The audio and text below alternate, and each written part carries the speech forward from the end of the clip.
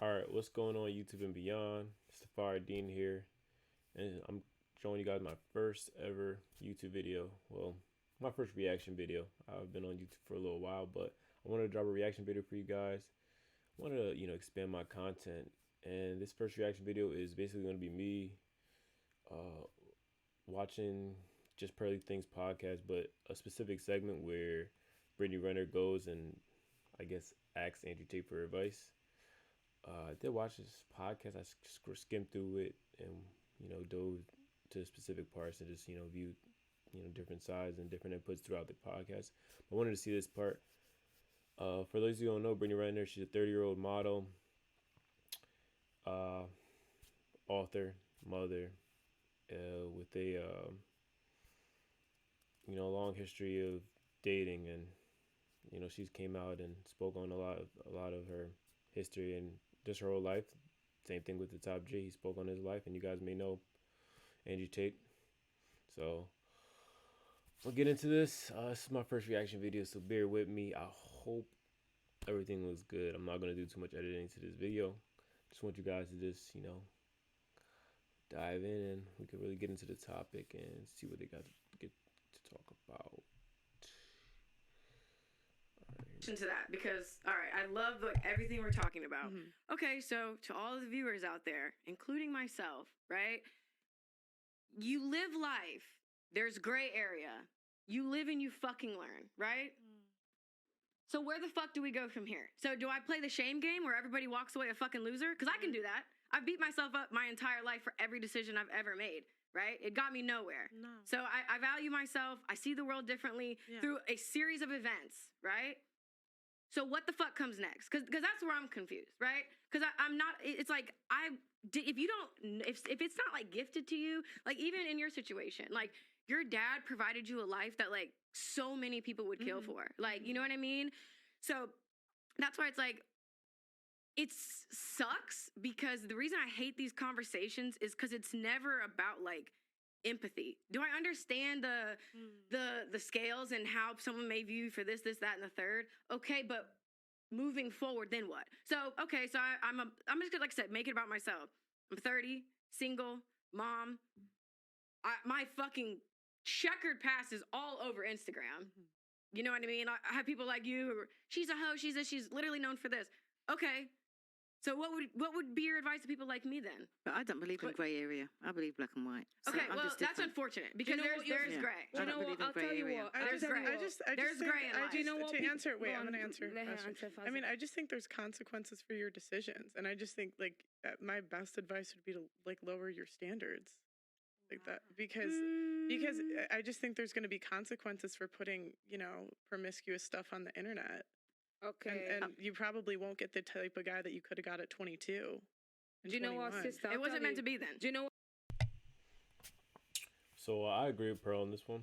She should lower her standards, even though that's going to be probably difficult for someone to do. Just like consciously lowering their standards and accepting less.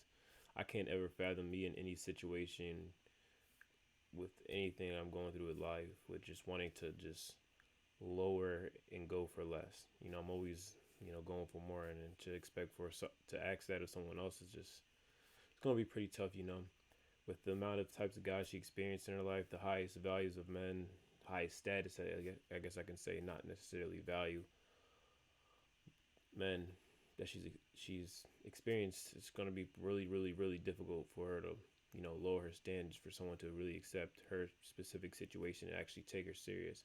Because if I was listening throughout this podcast, she desires, a monogamous relationship with a man, and it's going to be really difficult to achieve, especially with the types of men that she's attracted to currently. Well, the type of person now, not necessarily the types of valued men. So let's keep listening. What I'll tell you, I would say, because I'm 30 and I'm single out of a situation that actually is not because I was a hoe and I was doing whatever. People can't call me that. I made a bad decision to be with somebody that hurt me a lot, and I stayed for 5 years. I came out super late. And do you know what I realized? What I learned is that I know now that I have to be selective and I have to think. If me taking longer to get to that stage is what it takes, then that's what it takes. You accept your future, you accept everything with gratitude, because as long as you're breathing, that's the most important thing. At least you've got your child. I am not afraid because I know the quality of woman that I am. I know my value regardless of whether I'm 30, 40, 50. Yes. Do you understand? So you don't be afraid by other people's time limits and limitations and all of these things, because it actually doesn't matter. And I'll tell you why. No, but your value goes down as you get older. No, that's according to you. No, but I'm saying to men, and you have to understand your buyer. I'll tell you why. Because since Mr. Andrew Tate explained something about status, I understand very well what that actually means. And as a woman, the quality and the value that I hold for myself is actually the kind of value and quality that a man will appreciate the status it will bring to him, whether or not I'm a virgin. Because I've worked on myself to be a woman of quality and substance. I respect myself and I handle myself as such, okay? And that is the way that you're going to actually overcome all of these bad mistakes that you've made, because who you are right now actually will make a difference if you stick to it and if you mean it and if you've always been that way. There's always another story for everybody. It doesn't matter. You'll be fine. Do you know what Just got somebody that's more emotionally mature. Do you know what I would have said to you? What are you about to say, Andrew? Because you just started speaking. I was going to say... Andrew, she said. Andrew. I want to hear... Because you've been through a lot in your life. When she told me that you were going to be on and we were going to be on this panel together, I started watching a bunch of your videos, and it really was like, there's so much that you have been through, which is why you have a well of wisdom, right? And the difference between me and you is that you're glorified for it, and I am burned at the stake for everything that I've been through. And it's so funny because people have always said that we were two sides of the same coin, as far as like, well, if Andrew Tate gets banned, Brittany Renner should get banned, because we are all about accountability and fucking truth, right? Yeah. Okay. So you've been through a lot. I've been through a lot. I'm seen as used goods. You're seen as a high value man. Yep. So if you're me, then what? What's next? Yeah, it's really interesting. And it's interesting you make that observation, and you are correct. That's the difference between the masculine and the feminine. It's unfair, I guess. The world's not fair, but that's the difference between the masculine and the feminine. Men are respected for going through things and surviving, and women are the complete opposite. They're shamed for going through things and surviving. If you look at women love scars on men for a reason. He's gone through something. They're war wounds. Yeah, men don't want a chick covered in scars. I'll say this right now, that a woman, the more trauma she goes through, the more masculine she naturally becomes. And if you were to give me my ideal woman, I would not want of wanted her to have a hard life and a bunch of trauma. I like the idea of her having a soft feminine life and being a soft person, and I can take care of her and protect her. Whereas as a man, to be a good man, you need to have been through a bunch of trauma, because if you haven't been through trauma as a man, you're a weakling. You have to have been through a bunch of shit. So the masculine and the feminine is a very interesting point there. As for, I don't know your history. I don't know the past, but we can just talk in generalizations in regards people to like me, I guess, under the same umbrella. It doesn't have to be personal. I don't know any of it, but we'll give generalizations. One of the main reasons that men are scared of a female with history is because it makes the man insecure. Okay. And scared dogs bite. So this is why men will snap or get angry quick, or they'll bring up your if you get in an argument with him, he'll bring up your history, whatever. But a lot of it is insecurity, and it's not insecurity because the man is insecure. The female paradigm in society convinces men, any man who says anything, you're insecure. It's not insecure in that way. It's insecure in a very realistic, logical way. Like I was saying earlier, she's had a lot of life experience. Let's be honest. Am I the richest guy she's ever had? No. Am I the most famous guy she's ever had? No. Am I the best looking guy she's ever had? No. Like, what's keeping her here? And then part of it comes down to, well, am I second place? If she could do better, would she do better? Like, there's a whole bunch of insecurity involved. And that's where tiny things, like I know it sounds like dumb shit, tiny things about the favorite car brand become more important than ever, right? It's your job as a woman, regardless of how much sexual history you've had or what guy you're with, etc. It's your job as a woman to make your man feel secure in the fact and make him feel like a man, like Auntie was saying, make him feel like the man no matter what he does, so that he feels like you really truly believe he's the best choice for you on the planet. That's your job to do. Now, if you've had a checkered past, that's perhaps more difficult. You need to be more tactful with it, more tactical about it. But you have to achieve the same result. You have to do the exact same thing, right? So, yeah. It's easy for me if I get a 21-year-old virgin from some village in Slovakia and I'm multi-millionaire Andrew Tate. Of course, it's a very easy, she's never had better. She'll never get better. She's never been anywhere. Boom, boom, easy one, right? But like you said, the world's not so idealistic. The reality is that people have had relationships, et cetera, et cetera. But a man is happiest in the relationship when he feels like man of the house and when he truly feels like you believe he's the best man that you could possibly ever get and have ever gotten. Because a man is jealous. I'll tell you something. I used to say this to girls as like a joke. And I used to say, truth in jest. I used to say, no, I say it's a joke. So you cheated on me before I met you. And she'd be like, what do you mean? I didn't even know you. It's like, yeah, you fucked that guy before I even knew you. You cheated on me. And they used to laugh, whatever. But that's how men think. That's the male mind. Like, I love you. And you've been fucked by who? But I didn't know you. I don't care if you knew me. You should have waited. What do you mean? But that's the male mind. So he is in competition with all of your exes and all of your lifestyle and all the things you've done permanently. And it's down to you as a woman to sit there and go, how do I make him secure in himself and secure in his masculinity and make him believe that investing in me is still worthwhile because I still truly value him, despite the fact that I could do X, Y, Z. I hope that gives some clarity, but that's the answer. Do you know what I would have said? I would have said, for anybody in that situation, come off social media. Not only I can agree with the competition with the past experience, he also carries on the baggage that you've brought. So if he, decides to take you serious, all that baggage, all your past, it kind of is nearing a representation. Like, say we want to say, like he was speaking earlier in this podcast, he was talking about how men want status. I think he dives back into this at some other point in this podcast. And your woman is supposed to make you feel higher in status if you want to keep them. That's like his analogy that he was breaking down to us throughout this podcast. But having a woman with a certain past can bring down said status, so that's why she has to work much harder to not only bring that status up and also make a man feel secure or in his relationship or to being with you in general. You have to work so much harder. So you focus on all the little things, study your man, do whatever it takes. She just basically has to put in more effort in securing the relationship than she would have previously when she was just a rookie, more innocent, less experienced. That's basically what I'm getting here. It's pretty simple. They can dive more in, and she takes his advice. Let's see what we got going on. And just raise your child. So the person who meets you's got nothing to. Like, I never knew you. I never knew who you were because I've never heard of you before. So when I spoke to you, by the way you're saying like what's on the internet, let me just say, you're a nicer person than what you sound like what you perceive to be. Mm-hmm. Like you were saying, that Pearl's got, there, she's a whore, and I've heard the name, but I don't know anything about you.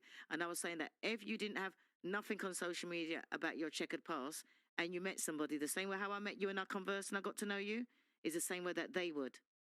Yeah, and it is interesting, and it's also back to the masculine and feminine, right? Because I'm all over the internet, and supposedly I'm misogynist and I'm evil and all this crap, right? But if I meet a girl, even if she disagrees with me, in fact, I'll say this, I've never ever met a single female who's ever come up to me and disagreed with me. Every woman comes up to me and loves what I says. But let's imagine I met this imaginary girl, she was sitting with me. And if I were to have a 10-minute conversation with her, by the time I explained the level to which they tried to destroy me, how they tried to freeze all my bank accounts, raise illegal charges against me, put me in jail for things I didn't do, put a travel ban, take my passport, all this garbage. By the time I explain how hard they tried to hurt me and failed, she'll want me. Because she'll be like, you can't kill this guy. And that's going to be it. Like, you say a bunch of shit I don't like, but you know what? You're the man. So it is about experience, and it is different. And that's a really good point about social media. Social media amplifies all of this shit. It amplifies all these problems. Everything we're discussing, everything we've discussed back to the beginning, from status to promiscuity to your past, it's all social media. Without social media, a lot of it goes away. Yeah. And I think that's why me and my man last so long is that he doesn't do social media and there's nothing on there about me. I feel like to answer your question too, because I have had people say that as a solution, and it's like, you can run but you cannot hide from the truth. And I have shared why my voice has been so impactful and will continue to be impactful is because I have put myself out there and I have been punished for being honest. So it's like I have been given a platform and a voice for a reason. Even sitting down in this conversation thinking there's not one person I'm probably going to agree with and probably going to want to leave, I have been called here for a reason. So it's like I can't go against what is in my heart and what I am coded to be. And that's why I feel like it's important for me to sit here and represent people who feel like me, because it's like I don't want to say I didn't choose. I don't even want to say that. I just feel like I don't see a lot of women under my umbrella who feel the way that I feel. I don't see opinions shared that would be worded the way that I feel. Nothing. I feel like a lot of my thoughts are very unique, and it's kind of scary because I have been through different things. I see the world in a different place, and when I even speak online, people think I'm fucking speaking Swahili. Yeah. So it's like, I know exactly what you're saying, and you're making good points. And it's just, I think that regardless of whether, like, we're talking about different positions. I compare everything to chess. I know it's annoying. We're looking at different positions on the chessboard, but the rules are still the same, right? Okay. No matter how bad your position is or how good your position is, you're still trying to achieve the same objectives. And you want the man to get high status, and you want the man to feel secure in himself. And I think it's very difficult. I can only talk from the male perspective because I am a man. It is very difficult. If I were to meet a woman who I liked very much, but she had X whatever, past whatever. My concerns would be, how do I know that I'm still the number one? How do I know I'm most important in her life, especially if I don't measure up in certain key metrics? And two, the second thing that's most scary for men is we understand that men are constantly after what we have. Like, your inboxes are all full. Like, they may not be with guys you want to reply to, but guys are still trying to get it. That's the male life. The male life is people are trying to take everything from me. And that's very scary, and you have to make your man really believe like that's impossible. If a man truly believes that nobody can take you from him, he's going to love you in a different way. You can give me 2 carbon copies of the same chick, but one I think might cheat in the right circumstances, and one I know no matter what would never leave me. The love I'll feel for this one is a different planet to the love I'd feel for this one, even though they're the same person, right? Because that's every man's biggest fear, is a woman cheating or leaving, because there's something visceral and something different about it. I know I talk things and I say men can do things and women can't and all this stuff. But like, if a woman cheats on a man, that hurts the man at a level that it doesn't hurt the woman if the man cheats on her. It's different. It's different biologically. It's different evolutionarily. Like, that's what men used to fight and die over. You talk to my chick. You look at my chick. His dick off. Yeah, it's like you demasculinize him on every level. Like, and this is why you see these TikToks, right? You see these TikToks. Me and my man went on a break, got back together. He fucked 20 girls, and now he's crying because I went on a date. Yes, completely yes. Because the damage level is different. It's just a different thing. So you have to understand the paradigms. You have to understand to play the game, and that's how you make men happy. And I know very well how. I like to believe that I would know very well how to make a woman happy. And I know, and whether I do that or not is a conscious decision. And that's where you get to a certain level of grandmastery, where if I get a woman, I will literally decide out of 10, how happy do I want her? Does she deserve to be happy 10? Or should I keep her like crying half the time? That it's very conscious, and women don't think that way. But I'm saying, if you're a cunning woman, you could be like that. You could be a bit more like, you know what? I want him infatuated with me. This guy ain't worth the time. That guy I want. And then when you're going to do that, just like the game of chess, if you play chess, it's not big moves that make you lose. It's small positional plays. It's that time you argued about your favorite car. It's the time you disagreed with him about the favorite band. It's the dumb shit that adds up. Whereas really, truthfully, if you're truly smart about the game, you can get him to a point after a few months where he's like, she's my soulmate. She loves everything I love. We think the same. Our hearts are connected. Boom. And then you're safe. Just don't fuck it up from there. That's the game. But I just feel like it's so contradicting to feel like what your overall message is, which is about truth. So it's like, if my truth, like, if it can be destroyed by the truth, it should be destroyed by the truth. So that's what I'm trying to figure out. Like, why? It's really mind-boggling to me, because I feel like, how could you even be mentally, emotionally, sexually stimulated by a woman who is just agreeable, and it just doesn't have her own mind. I just don't see that. That is exactly what every man wants. We don't want you to be complete robots. We're not saying we can't have a joke with you. We can't say we can't have a laugh with you. We're not saying you can't have a personality. But when it comes to things like agreement, there is not a single man in the world who's going to say, she's too agreeable. She just agrees with me on it. She agrees with me on all the important things in my life. She's too agreeable. I want someone else. Fuck no. You're completely and utterly wrong on that point. It's a huge point. This idea that, I understand if you're a complete doormat and you set no standards, men might walk all over you. I'm not talking about that. I'm talking about agreeability and agreeableness as a whole. Men love the idea of an agreeable woman because it gives status, and it makes the man feel like he's a teacher, and it makes the man feel in charge, and it satisfies his ego. And to you, they may be small, little, tiny points, but to him, they're a big deal. If I were to sit, I'm telling you right now, if I were to sit with one of my chicks or whatever, or my chick, and I'll just sit in the Lambo and say, Lambo's the best car of all of them. I prefer the Lambo. And she goes, I don't like that one. Da, da, da. I'm like, listen, I bought them all, and I fucking said this is the best one. Shut up. It would annoy me because that's my reality. I want her to become part of my reality. It's the thing. And you talk about truth. It's interesting because the truth of your heart and the truth of your soul is to be happy. That's truth. Truth is for you to end up happy. Now, if you have to sit there and agree on a especially on a subject you don't give a fuck about, right? If it's something you care about and you are very knowledgeable about, if it's ancient Roman history and you have a degree in ancient Rome, then fine, argue the point. But if it's cars or something you don't even give a shit about, Make it easy. Yeah, you're missing the chance to get points on the scoreboard, an easy free throw, and you're just fucking it up, going, why? What? The truth is just play the game and win. That's the truth. Andrew could be the best female dating. Or just learn a couple of words like how many torques, horsepower. Yeah, just throw some words in. Like how much horsepower has it got? That's it. Tate, with all due respect, not all men are like that. Some men respect a woman that has her own mind. I know you. All right, before she goes in with the exception to the fucking rule, I'm not even going to get into that. But basically, I like how Andrew Tate really re-establishes what she needs to do. She basically has to just work much harder to make that man feel like he's number one, and he feels secure. She had so many experiences, been with the top tier of men, and if she's going to be lowering her standards and being with maybe someone just a tier less than what she's been with before, and also, or even if she is with someone in the same tier, she needs to make that person feel really, really secure and make them feel like they're just number one, and just let them remove all doubts out of their mind.